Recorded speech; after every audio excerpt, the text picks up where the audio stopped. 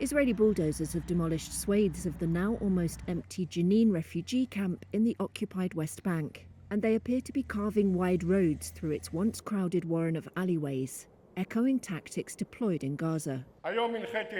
Defense Minister Israel Katz said on Sunday he had told Israeli troops to remain in camps that were, quote, cleared.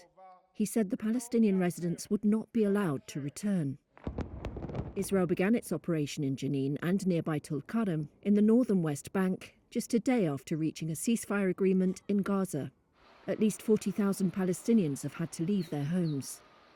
85-year-old Hassan al-Khatib lived in Jenin with 20 children and grandchildren. They want to erase the name and the memory of the camps. They told us to evacuate the area.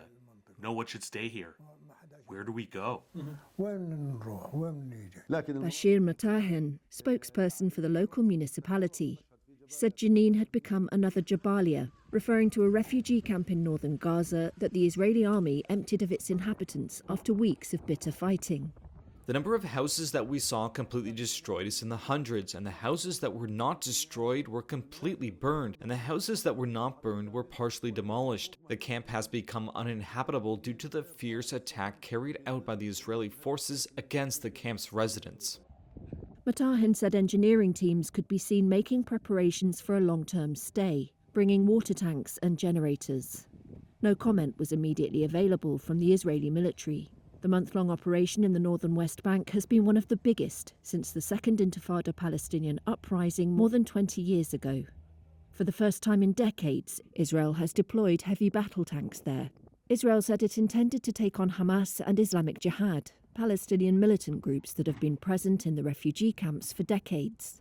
But Palestinians say the real intention appears to be permanent displacement of the population by destroying homes and making it impossible for them to stay. Many see an echo of US President Donald Trump's call for Palestinians to be removed from Gaza, which was endorsed by Prime Minister Benjamin Netanyahu's cabinet. Israeli hardliners inside and outside the government have called repeatedly for Israel to annex the West Bank, which Palestinians see as the core of a future independent state, along with Gaza.